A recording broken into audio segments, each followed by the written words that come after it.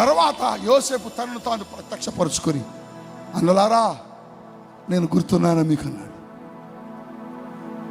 ఎవరయ్యా నువ్వు? యోసేపు అంటాడు, మీరు కొట్టి గోతులు పడేసిన మీ తమ్ముడైన యోసేపు అని.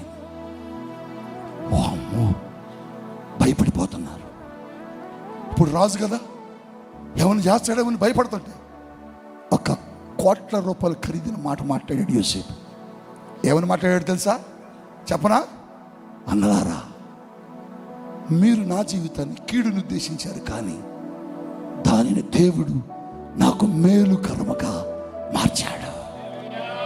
అవును, నీ శత్రువు నీకు కీడు చేయాలని చూస్తాడు, నీ శత్రువు నిన్ను నష్టపరచాలని చూస్తాడు, నీ కుటుంబీకులు నీకు నష్టం రావాలని చూస్తాడు. కానీ దేవుడు అన్నాడు, దానిని నీకు ఆశీర్వాదకరముగా మార్చేస్తాడు. నీ స్నేహితులు కావచ్చు, నీ బంధువులు కావచ్చు, నీ కుటుంబీకులు, ఎవరు నీ అభివృద్ధిని కోరుకోరు, ఎవరు నువ్వు మంచి స్థానంలో ఉండాలని ఇష్టపడు. నువ్వు పైకి వస్తే ఏడుస్తారు, నువ్వు ఉన్నత స్థానానికి వెళ్ళి తట్టుకోలేరు. నువ్వెప్పుడు వారికంటే క్రింద క్రింద క్రింద ఉండాలని ఇష్టపడతారు. కానీ దేవుడు ఏమన్నాడు తెలుసా?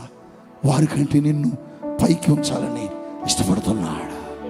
బిడ్డా బిడ్డా, దేవుడు నీ జీవితంలో మనుషులు చేసిన కీడుని ఆశీర్వాదకరంగా మార్చిపోతున్నాడు. నీ జీవితంలో 2025లో నీకు ఎంతమంది కీడు చేశారు?